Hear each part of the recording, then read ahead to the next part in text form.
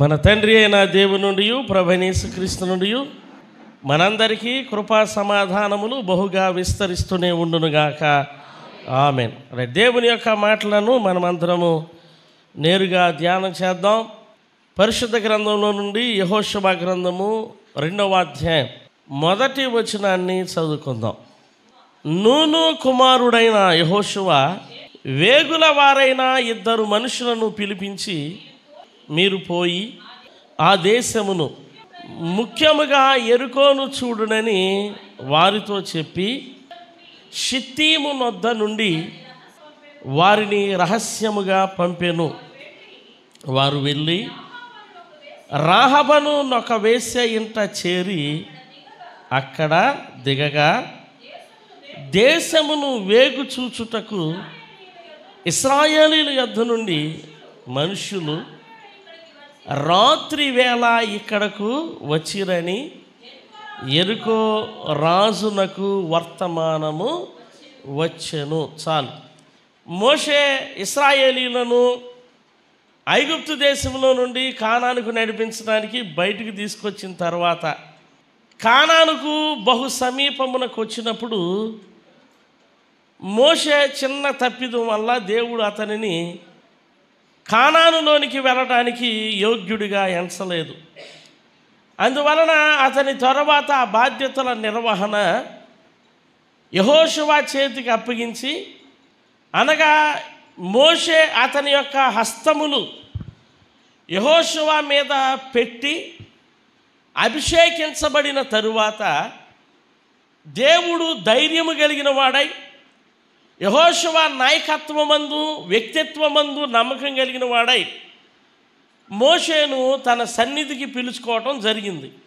ఆ తరువాత first task యెహోషువకు వచ్చింది ఏంటయ్యా అంటే, యెరికో అనబడినటువంటి ఒక పట్టణాన్ని జయించాలి. అది అతనికి ఉన్నటువంటి మొట్టమొదటి టాస్క్. అంటే అతడు కెప్టెన్ అయిన తరువాత ఒక బలమైన శత్రువుని ఎదుర్కోవలసిన పరిస్థితి ఏర్పడింది. ఎంత బలమైనటువంటి శత్రువుని ఎదుర్కోవలసి వచ్చినప్పుడు అతడు ఓ 2 ఆధారం చేసుకుని తన బలమైనటువంటి పనిని ప్రారంభించడం జరిగింది. ఆ 2 గురించి ఈరోజు నేను మీతో మాట్లాడి మనందరికి కావలసినటువంటి వర్తమానాన్ని చెప్పడానికి ఇష్టపడతా ఉన్నాను. ఈరోజు నేను ఆ 2లో నుంచి ఇంగ్లీష్లో ఒక చిన్న పదాన్ని మీ అందరికీ నేర్పాలని కోరుకుంటున్నాను. Be smart. స్మార్ట్ అంటే ఏమి లేదు, కాస్త జ్ఞానయుక్తంగా ఉండటాన్ని ఏమంటారంటే స్మార్ట్ అంటారు. అంటే మరీ అవివేకంగా, మరీ అజ్ఞానంగా, మరీ తెలివి తక్కువగా ఉండకుండా తెలివిగా ఉండటాన్ని, వివేకంగా ఉండటాన్ని, జ్ఞానయుక్తంగా ఉండటాన్ని ఏమంటారు అని అంటే బీ స్మార్ట్ అని అంటారు. అంటే ఇంటెలిజెన్స్ వేరు, కానీ బీ స్మార్ట్ అనేటువంటి మాట ఎందుకు నేను ఇలా చెప్పాల్సి వస్తుంది అని అంటే, మనం ఎంత నేర్పరులమైనా, మనం ఎన్ని విషయాలు తెలుసుకున్నా, కొన్నిసార్లు ఏం జరిగిద్ది అని అంటే ఒకే ఒక్క చిన్న విషయంలో ఒక్కసారిగా మనం అందరం అవివేకవంతులమైపోతాం, ఒక్కసారిగా తెలివి తక్కువ వాళ్ళమైపోతాం. ఎలా ఉంటుందంటే ఆ ఒక్క చిన్నది మనకు చాలా నష్టాన్ని కలిగించిద్ది. వాస్తవానికి మనం తెలియగలిగిన వాళ్ళమే, వాస్తవానికి మనం అనుభవం కలిగిన వాళ్ళమే, వాస్తవానికి ఇలాంటివి ఎన్నో వ్యవహారాలు నడిపించిన వారమే. కానీ హల్లెలూయా, కానీ ఒకే ఒక్క చోట అప్పటికప్పుడు మన ఆలోచన శక్తి పడిపోద్ది, అప్పటికప్పుడు మన తెలివి పని చేయటం ఆగిపోద్ది, అప్పటికప్పుడు మనం ఏం చేస్తున్నామో తెలియకుండా చేసేస్తాం. అలా చేసి అజ్ఞానంతో కూడినటువంటి ఒక చిన్న నిర్ణయం తీసుకుంటాం, అజ్ఞానంతో కూడిన పనికి ఒడికడతాం. ఆ ఒక్కటే మనల్ని ఏం చేసిద్ది అని అంటే ఎంతో నష్టానికి గురి చేసిద్ది. హల్లెలూయా. నేనేమంటానంటే ఆ ఒక్క చోటే ఎలా ఉండాలి అని అంటే మనం జ్ఞానయుక్తంగా ఉండాలి. హల్లెలూయా. ఆ ఒక్క చోట కూడా జ్ఞానంగా ఉండటాన్ని, తెలివిగా ఉండటాన్ని ఏమంటారు అని అంటే స్మార్ట్గా ఉండటం అంటారు. దేవుని స్తోత్రం, హల్లెలూయా. మీ అందరికీ నేను చెప్పేది ఏంటంటే బీ స్మార్ట్, హల్లెలూయా. తెలివిగా ఉండండి. దేవుని స్తోత్రం, హల్లెలూయా. తెలివిగా ఉండండి. ఆకస్మికమైన తెలివి అనేది ప్రాముఖ్యమైనది. యెహోషువ తన మొదటి టాస్క్లో యెరికో వారి మీద యుద్ధము చేయవలసిన పరిస్థితి ఏర్పడినప్పుడు అతడు ఆశ్రయించినటువంటి ఇద్దరు వ్యక్తులు ఎవరని ఉందో చూడండి. అక్కడ వేగుల వారిని ఆశ్రయించాడు. ఎందుకు వేగుల వారు అనగా ఎవరు? ఏమండి, వేగుల వారు అనగా ఎవరు? వారు ఏమాత్రం యుద్ధ శూరులు కాదు, వారు ఏమాత్రం యుద్ధ వీరులు కారు. ఎందుకు వేగుల వారు అనగా ఎవరు అని అంటే చాలా తెలివైన వారు. హల్లెలూయా. వేగుల వారంటే సామాన్యులు కాదు. ఈ వేగుల వారు అనేటువంటి వారు ఆ రోజుల్లో కంపల్సరీ ఉండేవాళ్ళు. ఏమండి, యుద్ధం చేయడానికి దేహపు బలము సరిపోద్ది, కానీ వేగుల వారు అవ్వాలంటే దేహ బలము సరిపోదు. ఖచ్చితంగా ఏం కావాలి అని అంటే బుద్ధి బలము, జ్ఞాన బలం అనేది కావాలి. తెలివి లేకపోతే, వివేకం లేకపోతే, జ్ఞానము లేకపోతే వారు వేగుల వారిగా ఉండటానికి అసలు ఏమాత్రం అర్హులు కానే కాదు. వేగుల వారు చేయాల్సిన పనేంటి? శత్రు దేశములోనికి ప్రవేశించాలి. అలా ప్రవేశించేటప్పుడు వారి ఐడెంటిటీ వారికి తెలియకుండా ప్రవేశించాలి. అలా ప్రవేశించేటప్పుడు వారెవరో ఆ దేశస్తులు తెలియకుండా ప్రవేశించాలి. అలా ప్రవేశించేటప్పుడు ఇదిగోండి మారు వేషాలు ధరించాలి. వారు అలా ప్రవేశించేటప్పుడు ఎన్నెన్ని మార్గాల ద్వారా వెళ్ళాలో అవన్నీ తెలుసుకోవాలి. వెళ్ళిన తర్వాత ఎలా ప్రవర్తించాలో తెలుసుకోవాలి. ఎవరి దగ్గరికి వెళ్ళాలో తెలుసుకోవాలి. ఎవరిని ఎంక్వైరీ చేయాలో తెలుసుకోవాలి. హల్లెలూయా. సాధారణమైన పని కాదు. ఆ దేశమంతటి మీద ఒక అవగాహనకు వచ్చేయాలి. ఆ ప్రజలందరి మీద ఒక అవగాహనకు వచ్చేయాలి. వారి యుద్ధ బలము మీద వారికి అవగాహన వచ్చేయాలి. వారికి ఉన్న సైన్యము మీద వారికి ఒక అవగాహన వచ్చేయాలి. హల్లెలూయా. అంటే వేగుల పని అంటే సామాన్యమైంది?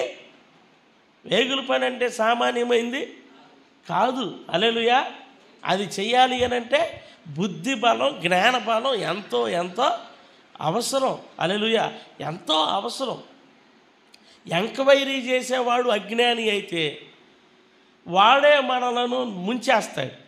వాడే మన జీవితానికి నాశనకరంగా ఉంటాడు. మనకు ఎవరైతే విచారణకర్తల్లాగా ఉంటారో వారు ఖచ్చితంగా ఎవరవ్వాలి అని అంటే తెలివి కలిగిన వారుగా మాత్రమే ఉండాలి. హల్లెలూయా. అంటే ఒక పెద్ద యుద్ధం ఎవరి మీద ఆధారపడి ఉంది? ఇప్పుడు ఆ వేగుల వారైన ఇద్దరి మీదే ఆధారపడి ఉంది. వెళ్ళి వచ్చి యెహోషువతో యెరికో గురించి, యెరికో సైన్యము గురించి, యెరికో రాసును గురించి ఏదైతే చెప్తాడో దాన్ని బట్టే యెహోషువ నిర్ణయం తీసుకుంటాడు. దాన్ని బట్టే యెహోషువ సన్నద్ధుడవుతాడు. ఒకవేళ వారు గనక యెహోషువని భయపెట్టారో యెహోషువ ఆగిపోతాడు. యెహోషువ వారి మీదకి యుద్ధానికి చేయడానికి కూడా వెళ్ళడు. ఎందుకంటే వేగుల వారి రిపోర్టు అంత పర్ఫెక్ట్. దేవుని స్తోత్రం, హల్లెలూయా. వేగుల వారి రిపోర్టు అంతా పర్ఫెక్ట్ అన్నమాట. దేవునికి స్తోత్రం, హల్లెలూయా. ఇది సామాన్యమైనటువంటి జాబ్ కాదు. వారు సామాన్యమైనటువంటి వ్యక్తులు కాదు. నేను మీకు ఒక మాట చెప్తాను. మీ జీవితాలు బాగుండాలంటే, మీ కుటుంబ జీవితాలు బాగుండాలంటే, మీ జీవనోపాధి బాగుండాలంటే, మీ వ్యవహారాలు బాగుండాలి అని అంటే మీ అందరికీ నేను ఇచ్చే సలహా ఏంటంటే ఆ వేగుల వారి వలె బీ స్మార్ట్. హల్లెలూయా. తెలివిగా ఉండండి. దేవుని స్తోత్రం, హల్లెలూయా. If you are not smart, నీవు తెలివిగా ఉండలేదో నీ గోతిని నువ్వే తవ్వుకుంటావు. నువ్వు కూర్చున్న కొమ్మని నీవే నరుక్కుంటావు. జాగ్రత్త. హల్లెలూయా. Be smart. దేవునికి స్తోత్రం, హల్లెలూయా. ఇప్పుడు నేను మీ ముందు ఈ బీ స్మార్ట్ అనే అంశం మీద కొన్ని విషయాలు చెప్పడానికి ఇష్టపడతా ఉన్నాను. యెహోషువ అనుకున్నాడు, వీళ్ళిద్దరు చాలా తెలివి కలిగిన వాళ్ళు, వీళ్ళిద్దరు చాలా జ్ఞానవంతులు. ఎలాగైనా వెళ్ళిపోతారు, ఎలాగైనా దాక్కుంటారు, ఎలాగైనా వారిని వారు కాపాడుకుంటారు, ఎలాగైనా సరే అక్కడి నుంచి మంచి సమాచారాన్ని తెస్తారు అని వారిద్దరి మీద నమ్మిక పెట్టి అక్కడికి పంపించాడు.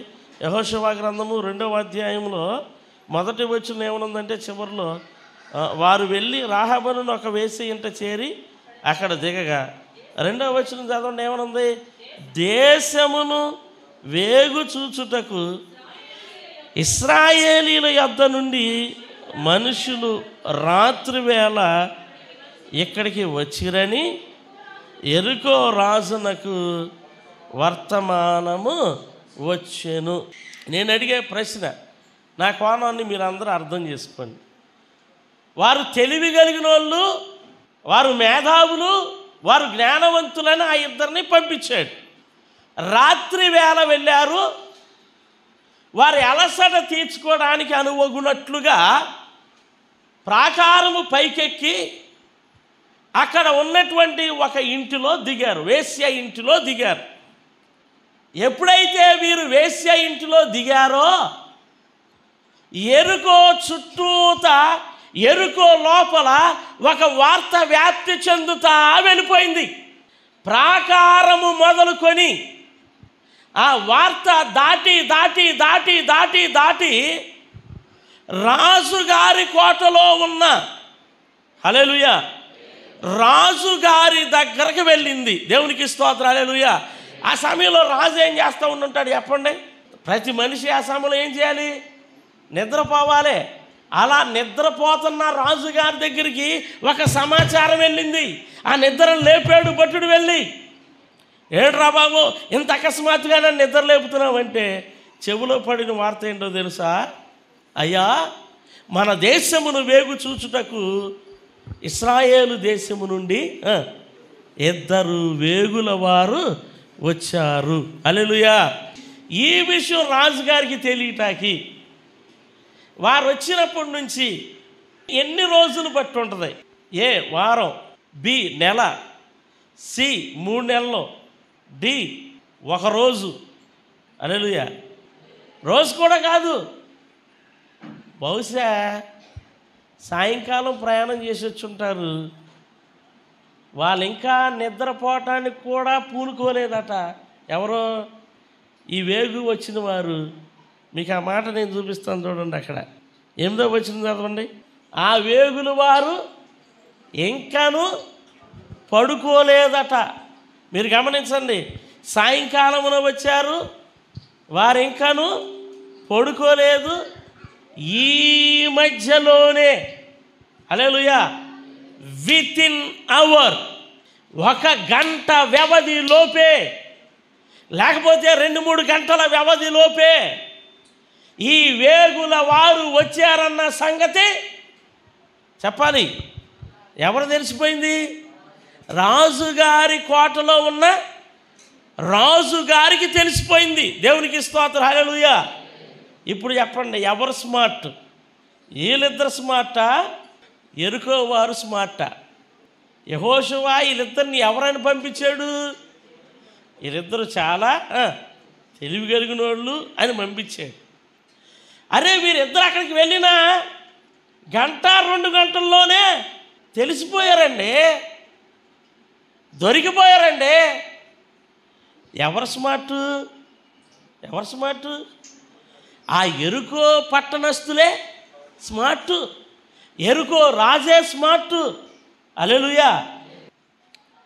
నీ శత్రువు గురించి, నీ విరోధమైన పరిస్థితుల గురించి తక్కువ అంచనా వేస్తున్నావేమో జాగ్రత్త. సాతాను గురించి తక్కువ అంచనా వేస్తున్నావేమో జాగ్రత్త. పాపాని గురించి తక్కువ అంచనా వేస్తున్నావేమో జాగ్రత్త. నీ ఇంటి వారి గురించి తక్కువ అంచనా వేస్తున్నావేమో జాగ్రత్త. The Satan is more smarter than you. సాతాను నీ శత్రువు, నీ విరోధి, నీ సమస్య నీకన్నా స్మార్ట్గా పనిచేస్తుంది. అది నువ్వు గుర్తుపెట్టుకో. You are fighting not with a foolish person. నీవు తెలివి తక్కువ సమస్యలతో, తెలివి తక్కువ వ్యక్తులతో పోరాటలేదు. చిన్న చిన్న వాటితో పోరాటలేదు. ఆ ఇద్దరు వేగులు చూడటానికి వెళ్ళిన వారు ఎలాంటి వాళ్ళు అనంటే వారికన్నా 1000 రెట్లు ఎక్కువ తిన్న వాళ్ళే. దేవునికి స్తోత్రాలు. వారికన్నా 1000 రెట్లు ఎక్కువ తిన్న వాళ్ళే. వాళ్ళిద్దరు అనుకున్నారు మాకేంటి మేధావులు, హల్లెలూయా, మేము చాలా చోట్లకి వెళ్ళాం, చాలాసార్లు దాక్కున్నాం, చాలా తెలివిగా వ్యవహరించాం, చాలాసార్లు బయటికి వచ్చేసాం, మా గురించి ఎవరికి తెలిసిద్ది అని అక్కడికి వెళితే ఎరుకో పట్టణస్థులండి. వారిద్దరికన్నా ఇంగ్లీష్లో మాట ఉంటుంది, ఓవర్ స్మార్ట్ అని మాట ఉంటుంది. హల్లెలూయా. నీ శత్రువు ఏదైతే ఉందో, నీ సమస్య ఏదైతే ఉందో అది ఏమాత్రము చిన్నది కానే కాదు. హల్లెలూయా. దానిదే ఉంది అని ఇప్పుడు నువ్వు అనుకున్నావేమో, అది నాకు చాలా ఈజీ అనుకున్నావేమో, నువ్వు నిర్లక్ష్యంగా ఉన్నావేమో, నీవు జాగ్రత్త. నీకన్నా జ్ఞానయుక్తంగా పనిచేస్తున్నాడు శత్రువు. ఈ సామాన్యమైన శత్రువు కాదండి. నిన్ను ఎలా ఆకర్షించాలో, నిన్ను ప్రార్థన చేయకుండా ఎలా ఆపాలో, నువ్వు పూనుకోడకుండా ఎలా ఆపాలో, నువ్వు మందిరానికి రాకుండా ఎలా ఆపాలో, నిన్ను ఆత్మీయ స్థితిలో ఎలా దిగజార్చాలో నీకన్నా ఎక్కువ ప్లాన్లు రచిస్తున్నాడు. నీ మీద ఎప్పుడో దృష్టి పెట్టేశాడు. నిన్ను నీవు ఎక్కువ అంచనా వేసుకో. మాకు శత్రువైనటువంటి సాతానును కూడా తక్కువ అంచనా వెయ్యొద్దు. హల్లెలూయా. యెహోషువ అనుకున్నాడు వీళ్ళిద్దరు స్మార్ట్ అనుకున్నాడు, కానీ తెలివి కలిగిన వాళ్ళం అంటే మేము. మా దేశములోనికి వచ్చినటువంటి 2 వ్యక్తులు ఎవరు చెప్పండి? మా దేశములోనికి వచ్చిన 2 వ్యక్తులు. హల్లెలూయా. వాళ్ళు ఎవరో, ఏ దేశము నుండి వచ్చారో, హల్లెలూయా. అసలు ఇంకా బాగా చెప్పాలంటే ఇశ్రాయేలు నుండే వచ్చినట్టు కరెక్ట్గా చెప్పేశారు. ఎందుకు వచ్చారు? వేగు చూడటానికే వచ్చినట్టు కరెక్ట్గా చెప్పేశారు. ఇంకో గొప్ప విషయం చెప్తాను నేనండి, వాళ్ళు ఎంత స్మార్టో. ఎక్కడున్నారా అని వెతుక్కునే పని లేకుండా మనం కనుక గూగుల్లో నుంచి మ్యాప్ పంపిస్తే మనం ఎక్కడున్నామో కరెక్ట్గా పాయింట్ చూపించింది ఏది? Google map. ఆ గూగుల్ మ్యాప్ని ఎవరైతే అనుసరించి మన దగ్గరకు వస్తారో వీళ్ళని అడగకుండా ఏ రోడ్డుని వెళ్ళాలో, ఏ సందులో తిరగాలో ఇవన్నీ చెప్పిన తర్వాత కరెక్ట్గా మన పాయింట్కి వచ్చినప్పుడు ఏమి చెప్పిద్దంటే ఇంగ్లీష్లో యువర్ డెస్టినేషన్ ఈజ్ హియర్ అంటది. హల్లెలూయా. మీరు చేరుకోవాలనుకున్న గమ్యస్థానం వచ్చేసింది ఇదే అని చెప్పిద్ది. వీళ్ళిద్దరిని వెతుక్కుంటా వచ్చిన వాళ్ళు మీరు ఎక్కడైనా చూసారాలని అదే అదే అదే అని ఎవరిని అడగల. ఎట్లా వచ్చేసాడో తెలుసండి? డైరెక్ట్గా రాహబు అనే వేశ్య ఇంటికే వచ్చేసి ఏమన్నారు తెలుసా? ఇదిగో నీ ఇంటిలోనికి వచ్చిన 2 బయటికి పంపించన్నారు. హల్లెలూయా. మీరు ఒకసారి ఆలోచించండి, ఆయన ఎంత ఓవర్ స్మార్ట్. దేవుని స్తోత్రం. హల్లెలూయా.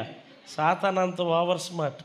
ఏ సమయాన నువ్వు ఎవరితో ఉన్నావో, ఎవరితో ఉన్నప్పుడు నిన్ను అటాక్ చేయొచ్చు, ఏ సమయాన నీవు ఎక్కడ కూర్చున్నప్పుడు నిన్ను అటాక్ చేయొచ్చు, ఏ సమయాన నువ్వు ఏ ఉద్రేకంలో ఉన్నావో, ఏ ఉద్రేకంలో ఉన్నప్పుడు నిన్ను ఎలా అటాక్ చేయొచ్చు సాతానుకు అన్నీ తెలుసు, అన్నీ కనిపెట్టుకుంటాడు. You are not at all hidden in the sight of Satan. ఎందుకంటే వాడు నీకన్నా ఓవర్ స్మార్ట్. వేగుల వారి కన్నా ఎరుకో వారు చాలా తెలివి కలిగిన వారు. హల్లెలూయా. ఎరుకో వారి కన్నా రాహబు ఇంకా తెలివిగైంది. దేవుని స్తోత్రం. హల్లెలూయా. యెహోషువ ఎవరు తెలివాలని నమ్మాడు? వేగుల వారు తెలివి కలిగిన నమ్మితే ఎరుకో వాళ్ళేమో నిరూపించారు, వారికన్నా మేమే తెలియగలగలమని నిరూపించారు. వీరు ఇంత తెలివితో వచ్చి రాహబను వేసే దగ్గరకు వచ్చి ఇదిగో నీ ఇంత ఉన్నటువంటి వారిని బయటికి పంపించు అని అంటే, అంత జ్ఞానవంతులైన వారిని కూడా ఎలా బురిడి కొట్టించవచ్చో, ఎలా దారి మళ్లించవచ్చో, వారిని కూడా ఎలా తెలివి తక్కువ కలిగిన వారుగా చేయొచ్చో అన్ని తెలివితేటలు కలిగింది ఈ రాహబు. చప్పట్లు కొట్టి ఒకసారి దేవునికి స్తోత్రం చెల్లించాలి. హల్లెలూయా, హల్లెలూయా. నేను ఒకటే చెప్తున్నాను, నీ శత్రువు కన్నా, నీ సమస్య కన్నా నీవు ఇంకా ఎక్కువైన తెలివి చూపించకపోతే, ఇంకా ఎక్కువైన తెలివి సంపాదించకపోతే, నేను చెప్తున్నాను, నీవు ఎన్నటికీ నీ శత్రువు చేతుల్లో నుండి తప్పించుకోలేవు. దేవుని స్తోత్రం, హల్లెలూయా. నిజంగా నేను రాహబుకి ఇక్కడ హ్యాట్స్ ఆఫ్ చెప్తున్నా. ఒక పాట ఒకటి ఉంటుంది, సమయోచితమైన నీ కృపయే నన్ను అని ఉంటుంది. హల్లెలూయా. నిజంగా రాహబండి తన తెలివిని, తన జ్ఞానాన్ని సమయోచితంగా ఉపయోగించింది. ఉగ్రులై వచ్చినటువంటి వారిని, సమూహమై వచ్చినటువంటి వారిని ధైర్యంగా ఎదుర్కొని నిలబడగలుగునట్లుగా, వారందరి చేతుల్లో నుండి దేవుని బిడ్డలైన ఇద్దరిని కాపాడునట్లుగా వెంటనే తెలివిగా ఆలోచించింది. తీసుకుని వెళ్ళిపోయి వారిని మేడ మీదకి ఎక్కించేసి వారి మీద గట్టిపరిచేసి కిందకు వచ్చి ఏం చేసిందంటే, అయ్యో వారు ఎవరో నాకు తెలీదు, ఎందుకు వచ్చారో నాకు తెలీదు, వారు వచ్చారు కానీ ఇంకను రాత్రి పడక మునిపే నా దగ్గర నుంచి వారు తిరిగి వెళ్ళిపోయారు. హల్లెలూయా అంటూ ఏమందో తెలుసండి, వారి దృష్టిని పూర్తిగా వారి మీద నుంచి మళ్లించడం కోసం, ఇదిగో ఇప్పుడే ఈ దోవగుండా వెళ్ళారు, మీరు గనక ఇప్పుడే వెళ్తే వారిని పట్టుకోవచ్చు, లేకపోతే వాళ్ళు పట్టుకోలేరు అని వారిని తొందర పెట్టి అక్కడి నుంచి వెళ్ళిపోయేటట్లుగా చేసి వాళ్ళనే కనిపెట్టుకుంటా వాళ్ళు గవిని దాటి వెళ్ళినాక ఈ గేటు కాపలా వాడు ఆ తలుపులు వేయగానే వెంటనే పైకి వెళ్ళిపోయింది. దేవుని స్తోత్రం, హల్లెలూయా. వెంటనే వారి దగ్గరికి వెళ్ళి వారితో నిబంధన చేసేసుకుంది. దేవునికి స్తోత్రం, హల్లెలూయా, హల్లెలూయా. అంత ఓవర్ స్మార్ట్ కాదు అది, that is the useful smart. ఆమె అంత తెలివిగా ఉంది కాబట్టే ఆ వేగులు వారిద్దరూ కాపాడబడ్డారు, తన ఇంటి వారు కాపాడబడ్డారు, తాను కాపాడబడింది. చరిత్రకెక్కి యుగ పురుషుడైన యేసు క్రీస్తు యొక్క పితరులలో తనకు కూడా స్థానాన్ని సంపాదించుకుంది. హల్లెలూయా. ఆమె ప్రవర్తన పరంగా పాపి, ఆమె యొక్క జీవనోపాధి పాప సంబంధమైనటువంటి జీవనోపాధి. నీతిమంతురాలు కాదు, యూదురాలు కాదు, ఇశ్రాయేలీరాలు కాదు. హల్లెలూయా.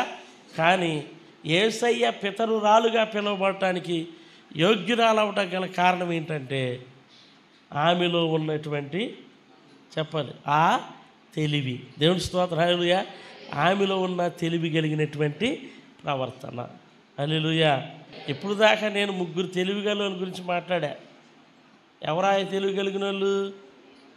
మొట్టమొదటిగానేమో వేగుల వారు, రెండోదేమో ఎరుకో వాళ్ళు, మూడోదేమో రాహబు. హల్లెలూయా. ఎంతకి నీ సంగతి ఏంటి? నీ సంగతి ఏంటి? నీ జీవితం సంగతి ఏంటి? నీ పనుల సంగతి ఏంటి? నీ ప్రయత్నాల సంగతి ఏంటి? నీ కుటుంబం సంగతి ఏంటి? నీ కుటుంబ భవిష్యత్తు సంగతి ఏంటి? ఆ వేగులు వారు తెలివి కలిగిన వాళ్ళు అయితే నీ కుటుంబం బాగుపడిద్దా? ఆ ఎరుకో వాళ్ళు తెలివి కలిగిన వాళ్ళు అయితే నీ పరిస్థితులు బాగుపడతాయా? రాహబు తెలివి కలిగిందైతే నీ భవిష్యత్తు బాగుంటుందా? మరి ఎవరు తెలివి కలిగిన వాళ్ళైతే బాగుంటుంది? Who should be the wise person? Who should be the smart person? ఎవరు తెలివి కలిగిన వారైతే నీ కుటుంబానికి దీవెన, నీ భవిష్యత్తుకు దీవెన అంటే అబ్సల్యూట్లీ నీకే ఆ తెలివితేటలు కావాలి, నీకే ఆ సమయోచితమైనటువంటి జ్ఞానం రావాలి. ఒకవేళ ఈ విషయంలో కనుక నువ్వు ఫెయిల్ అయిపోయావో, నువ్వు కట్టుకుంటూ వెళ్ళిన గొప్ప జీవితం ఒకే ఒక చిన్న నిర్ణయం చేత కుప్ప కూలిపోద్ది, జాగ్రత్త. హల్లెలూయా. కుప్ప కూలిపోద్ది, జాగ్రత్త. అవివేకపు నిర్ణయాలు, అవివేకపు చర్యలు, అవివేకపు అభిప్రాయాలు చాలా జాగ్రత్త అండి, చాలా ఇబ్బందికి గురి చేస్తాయండి. జీవితాన్ని ఒకసారిగా తలక్రిందులు చేసేసిద్దండి. ఆ ఒక్కటి రాకుండాను గాక అలా ఒక్కటి తెలివి తక్కువ నిర్ణయం, ఆ ఒక్కటి అవివేకపు నిర్ణయం మన జీవితంలోనికి ఎప్పుడునూ ప్రవేశింపకుండును గాక. ఆమేన్, హల్లెలూయా. ఎందుకంటే ఆ ఒక్కటే తేడా చేసేసింది. హల్లెలూయా. ఆ ఒక్కటి తేడా చేసేసింది. ఇప్పుడు నిన్ను నీవు పరిశీలన చేసుకో. నాకు ఆ తెలివి ఉందా లేదా? నాకు ఆ జ్ఞానం ఉందా లేదా? హల్లెలూయా. నాకు ఆ జ్ఞానం ఉందా లేదా?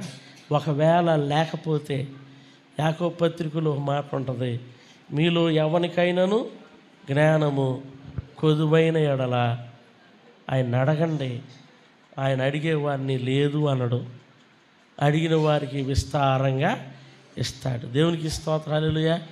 తెలివి లేనప్పుడు డబ్బు ఎందుకు? తెలివి లేనప్పుడు వాహనాలు ఎందుకు? తెలివి లేనప్పుడు ఆభరణాలు ఎందుకు? నేను చెప్పేది అదే. అన్నిటికంటే ముఖ్యమైనది ఏంటి? తెలివి అనేదే కావాలి కదా. తెలివి అనేదే కావాలి కదా. ఈరోజు ఆ ముగ్గురిని వదిలేయండి. అసలు నువ్వు కాకుండా నీ ఇంట్లో ఉన్న అందరూ పరిశీలన చెయ్యి. ఎవరన్నా తెలివి కలిగిన వాళ్ళు ఉన్నారా లేరా? హల్లెలూయా. తెలివి ఉంటేనే నీ భవిష్యత్తు బాగుంటుంది, నీ కుటుంబ జీవితం బాగుంటుంది.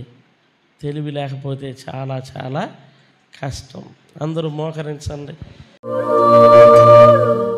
ప్రేమ కలిగిన మా ప్రియ పరలోకపు రాజా, నిజముగా నీ ప్రేమ ఎంతో గొప్పది నాయన.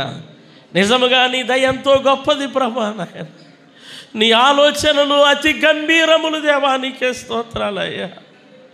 దేవా, వాటిని ఎవరైతే గ్రహించగలుగుతారో వారే ధన్యులు నాయన. వాటిని ఎవరైతే పొందుకుంటారో వారే ధన్యులు అవుతారయ్యా. కానీ ఈ రోజుల్లో ప్రభా నాయన, ఎంత విద్యావంతులైనా, ఎంత వ్యాపారవేత్తలైనా, ఎలాంటి గొప్ప స్థానంలో ఉన్నవారైనా సరే దేవా, కొన్ని విషయాలలోనైనా ఇప్పటికీ అవివేకవంతులుగానే ఉంటున్నారయ్యా. తెలివి తక్కువ కలిగిన వారుగానే ఉంటున్నారు ప్రభా.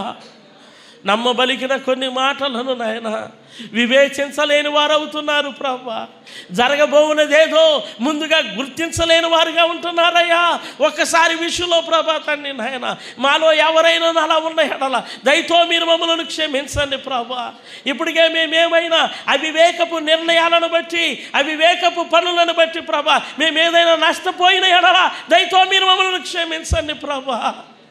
ఈరోజు నాయన ఇక్కడ ఉన్న వారందరి కొరకును, నా కొరకును, వాక్యం వింటున్న ప్రతి ఒక్కరి కొరకు ప్రార్థిస్తున్నాను ప్రభా నాయన. మమ్మల్ని తెలివి కలిగిన వారిని చేయండి అయ్యా, జ్ఞానం కలిగిన వారిని చేయండి ప్రభా, వివేకవంతులను చేయండి ప్రభా. ఇక మీదట మేమేది నష్టపోకుండా ప్రభా నాయన అంతకంతకు ప్రభా నాయన దీవెన పొందే తెలివి కలిగిన వారంగానే మమ్మల్ని తీర్చిదిద్దమని నజరేయుడైన యేసుక్రీస్తు నామమున అడిగి వేడుకుంటున్నాను తండ్రి.